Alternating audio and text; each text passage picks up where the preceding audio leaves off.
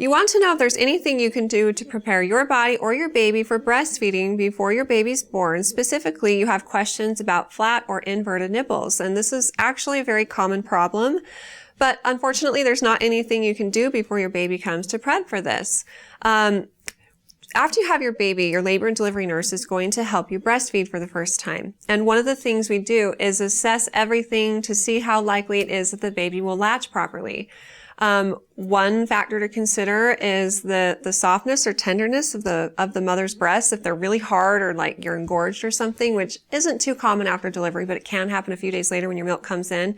It makes it really hard for the baby to latch. Another thing that we look at are the nipples. We want to know if they are flat or inverted. Is there something we can do to help the mother? Because they have to be everted. There has to be something for the baby to latch onto. So if there's not, then the mother can roll the nipple in between her fingers to get it to poke out a little bit more, or we can even help her pump. By pumping, it draws the nipple out and gives the baby something to latch onto. And then they, through breastfeeding multiple times, will naturally bring it out a little bit more.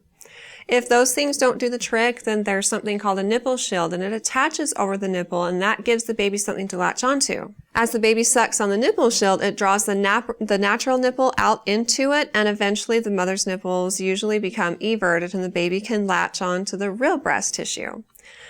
So in summary, your labor and delivery nurses, your postpartum nurses, and a lactation specialist will help you make breastfeeding successful for you and your baby after they're born and before you go home from the hospital.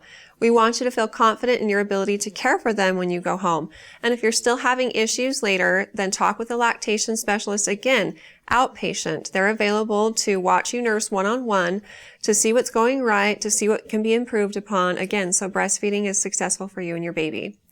If you have more questions for me in the future, please feel free to ask them on our Facebook page at facebook.com/Intermountain Moms, and recommend us to your friends and family too.